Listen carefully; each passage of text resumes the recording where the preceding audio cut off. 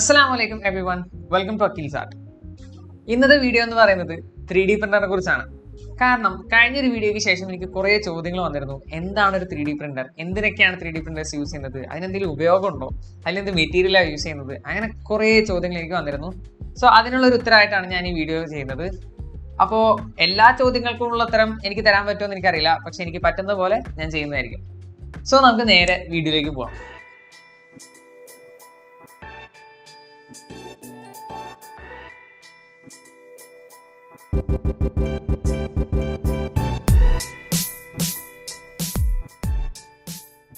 So question number 1, എന്താണ് ഒരു 3D printer? 3D printer എന്ന് പറഞ്ഞാൽ നമ്മുടെ 2D പ്രിന്റർ പോലെ തന്നെയാണ്. 2D പ്രിന്റേഴ്സ് നമ്മൾ കണ്ടിട്ടില്ലേ? A4ലും A3ലും ഒക്കെ പ്രിന്റ് എടുത്ത് തരുന്ന, കളറായിട്ടും ബ്ലാക്ക് ആൻഡ് വൈറ്റ് ആയിട്ടൊക്കെ കിട്ടുന്ന, അതുപോലെ പേപ്പറിൽ പ്രിന്റ് എടുത്ത് തരുന്ന പോലെ നമുക്കിത് ഒരു മോഡലായിട്ട് പ്രിന്റ് ചെയ്തെടുക്കണമെന്നുണ്ടെങ്കിൽ അതിനാണ് നമ്മൾ യൂസ് ചെയ്യുന്നത് 3D പ്രിന്റർ.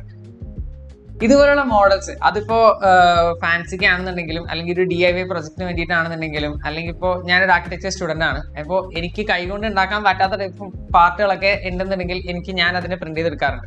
അപ്പോൾ അതുപോലുള്ള ആവശ്യങ്ങൾക്കും, അല്ലെങ്കിൽ എന്ത് ആവശ്യത്തിനായാലും നമുക്ക് ഇതുപോലെ ഒരു മോഡൽ അല്ലെങ്കിൽ ഒരു സാധനം അല്ലെങ്കിൽ ഒരു പാർട്ട് നമുക്ക് പ്രിന്റ് ചെയ്തെടുക്കാൻ വേണ്ടിയിട്ട് യൂസ് ചെയ്യുന്ന ഒരു ടൈപ്പ് ഓഫ് പ്രിന്റർ ആണ് 3D പ്രിന്റർ. അത് കൂടുതലായിട്ടും ഉപയോഗപ്പെടുന്നത് DIY വർക്കുകളൊക്കെ ചെയ്യുന്ന ആളുകൾക്കും, അതുപോലെ തന്നെ ഇതുപോലെ എന്തെങ്കിലും ഒരു പ്രൊഡക്റ്റോ എന്തെങ്കിലും ഒരു സാധനമോ ഉണ്ടാക്കിയെടുക്കാൻ ആഗ്രഹമുള്ള ആളുകൾക്കും വേണ്ടിയിട്ടാണ് ഈ സാധനങ്ങളൊക്കെ കൂടുതലായിട്ടും ഉപയോഗപ്പെടുന്നത്.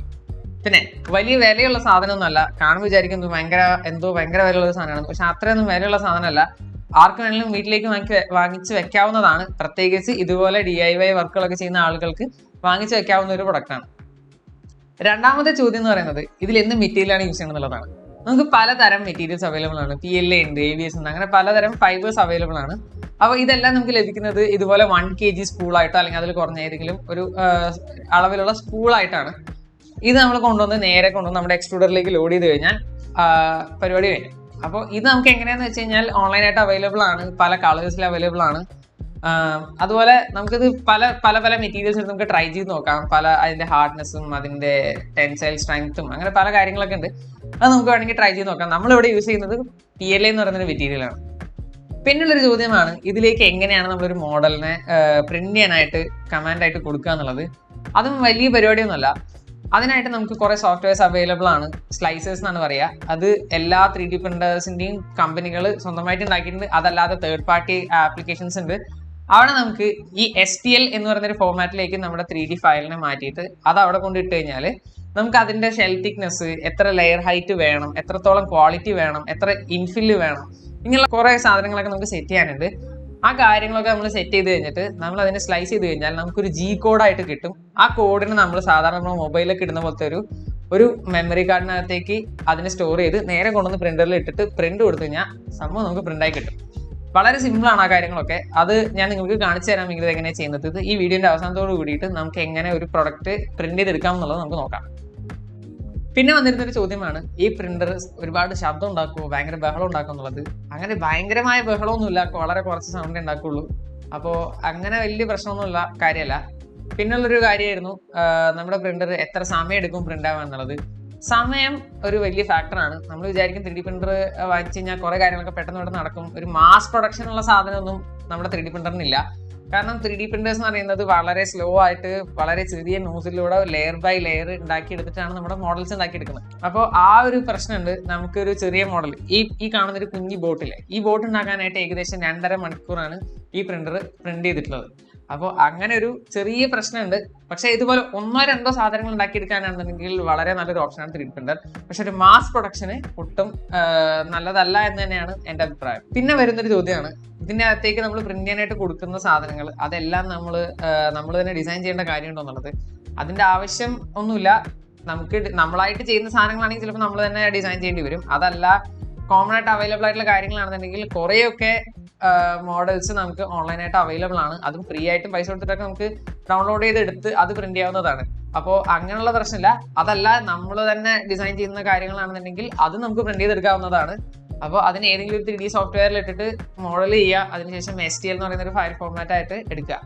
അത് എങ്ങനെയാണെന്നുള്ളത് ഞാൻ അടുത്ത വീഡിയോയിൽ പറയാം. ഇന്ന് നമുക്ക് തൽക്കാലം ഓൺലൈനായിട്ടൊരു മോഡൽ നമുക്ക് ഡൗൺലോഡ് ചെയ്ത് അതെങ്ങനെ പ്രിന്റ് ചെയ്തെടുക്കാം എന്നുള്ളത് നമുക്ക് നോക്കാം. സോ നമുക്ക് നേരെ അതെങ്ങനെയാണ് ചെയ്യുന്നത് നോക്കാം. ഈ കാണുന്നതാണ് മേക്കർ ബോട്ടിന്റെ തിങ്ങിവേഴ്സ് എന്ന് പറയുന്ന ഒരു വെബ്സൈറ്റ്. ഈ വെബ്സൈറ്റിൽ നമുക്ക് ഇതുപോലെ പല ആർട്ടിസ്റ്റുകൾ ചെയ്തിട്ടുള്ള 3D മോഡൽസ് അവൈലബിൾ ആണ്. ഇത് നമുക്ക് 3D പ്രിന്റ് ചെയ്യാൻ പറ്റുന്ന STL ഫയലായിട്ട് തന്നെ നേരിട്ട് ഡൗൺലോഡ് ചെയ്യാൻ പറ്റും. അപ്പോൾ നമുക്ക് ഇവിടെ വന്നിട്ട് ഒരു മൊബൈൽ സ്റ്റാൻഡ് എന്ന് സെർച്ച് ചെയ്ത് നോക്കാം.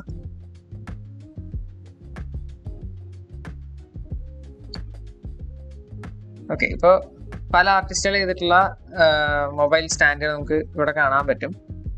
അപ്പോൾ ഞാൻ ഈ ഒരു ഫയലാണ് ഇപ്പം എടുക്കുന്നത്.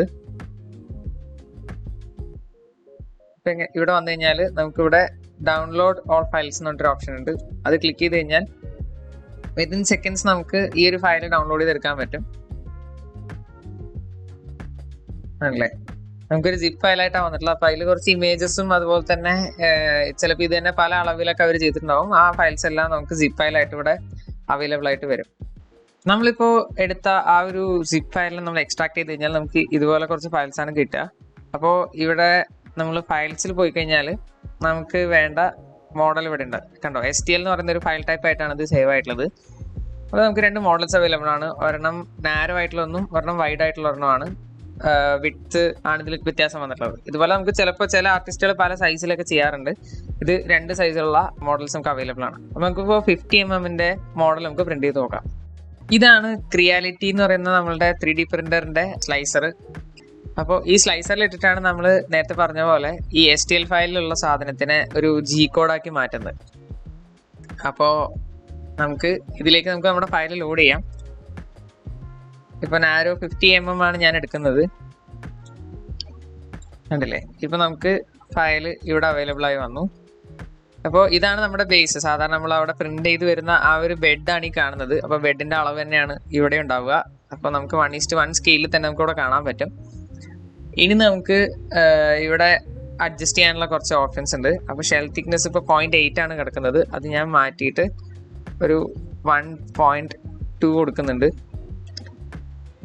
ഇപ്പോൾ 1.2 mm തിക്നെസ്സിലായിരിക്കും ഇതിന്റെ ഷെൽ ഉണ്ടാവുക. അപ്പോൾ നമുക്ക് അത്യാവശ്യം ഫോണിന്റെ വെയിറ്റ് ഒക്കെ ഹോൾഡ് ചെയ്യാനുള്ള ഒരു ബലം അവിടെ ഉണ്ടാവും. പിന്നെ ടോപ്പ് ആൻഡ് ബോട്ടം തിക്നെസ് അത് ഞാൻ 1.2 തന്നെ ആക്കുന്നുണ്ട്.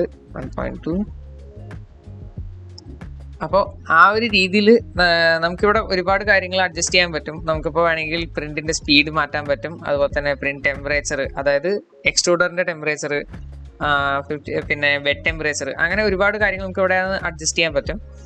പിന്നെ അഡ്വാൻസിൽ പോയി കഴിഞ്ഞാൽ കുറച്ചും കൂടെ നമുക്ക് കാര്യങ്ങൾ അഡ്ജസ്റ്റ് ചെയ്യാൻ പറ്റും. അപ്പോൾ ബാക്കിയുള്ളതൊക്കെ ഏകദേശം നമ്മുടെ പ്രിന്ററിന് അത്യാവശ്യം നല്ല ക്വാളിറ്റിയിൽ തന്നെ പ്രിന്റ് കിട്ടാനുള്ള രീതിയിൽ തന്നെയാണ് കൊടുത്തിട്ടുള്ളത്.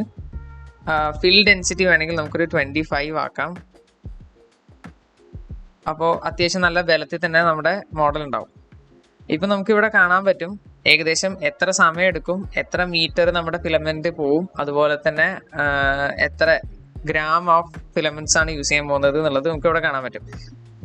പിന്നെ അവർ ലോഡ് ചെയ്ത് കഴിഞ്ഞാൽ ഇപ്പം നമുക്ക് ഇവിടെ സേവ് ടൂൾ പാത്ത് കൊടുത്തിട്ട് നമുക്ക് ഈ ഫയൽ സേവ് ചെയ്യാനുള്ള ഒരു ഓപ്ഷൻ വരും. അപ്പോൾ ഇത് കണ്ടോ, ടൂൾ പാത്ത് .g കോഡായിട്ടാണ് സേവ് ആവുക. ഇത് നമ്മൾ സേവ് ചെയ്ത് ഇതിന് നമ്മളൊരു മെമ്മറി കാർഡിലേക്ക് സേവ് ചെയ്ത് അത് നമ്മുടെ 3D പ്രിന്ററിൽ കൊണ്ട് ഇട്ടിട്ട് നമുക്ക് പ്രിന്റ് ചെയ്യാം. ഇപ്പം നമ്മൾ മെമ്മറി കാർഡ് ഇട്ടിട്ടുണ്ട്. ഇനി നമ്മൾ പ്രസ് ചെയ്ത് കഴിഞ്ഞാൽ അവിടെ നോ TF കാർഡ് എന്ന് കാണാൻ പറ്റും. അവിടെ പോയിട്ട് റിഫ്രഷ് കൊടുത്തു കഴിഞ്ഞാൽ നമ്മുടെ കാർഡ് റിഫ്രഷ് ആവും. എന്നിട്ട് നാരോ 50mm G കോഡ് നമ്മൾ നേരത്തെ സേവ് ചെയ്ത് വെച്ച G കോഡ് സെലക്ട് ചെയ്യുക. എന്നിട്ട് ഇപ്പം നമുക്ക് കാണാൻ പറ്റും നമ്മുടെ ബെഡ് ഹീറ്റ് ആവുന്നുണ്ട്. ഇപ്പം 31°C ആണ്, 55° ആവും. അതിനുശേഷം നമ്മുടെ എക്സ്ട്രൂഡറും ഹീറ്റ് ആവും. അതിനുശേഷം നമ്മുടെ പ്രിന്റ് സ്റ്റാർട്ട് ചെയ്യുന്നതായിരിക്കും.